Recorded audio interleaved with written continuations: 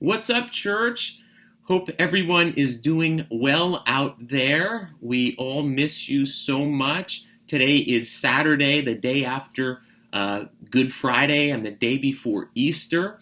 And just something I wanted to share a little bit on today is really the hope that we have in the death and resurrection of Jesus Christ.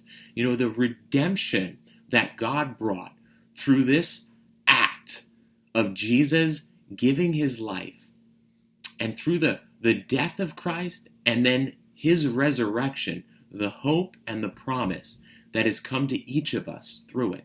In Galatians 2:20, Paul says this, "I have been crucified with Christ. It is no longer I who live, but Christ lives in me.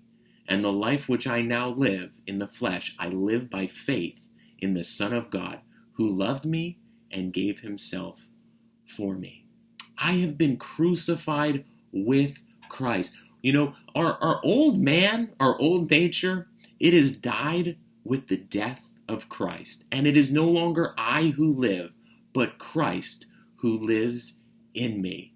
What a glorious promise that we are to reckon our old nature, our old man dead because of the death of Jesus Christ, and to experience new life in Christ as he dwells in us.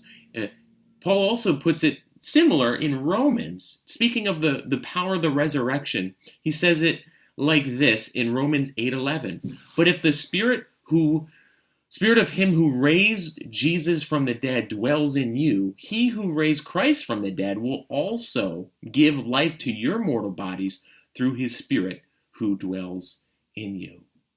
See, as Christ raised from the dead, he has empowered each of us to experience resurrected living.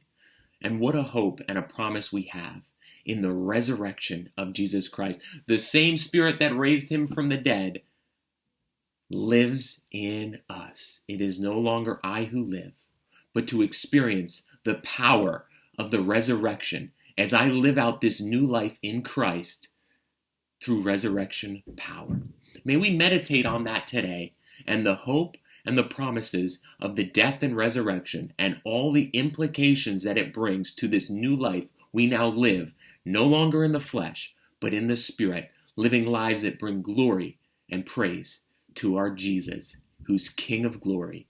Happy Easter this week. We're going to miss you all tomorrow, but we'll be watching services from our living room with each of you.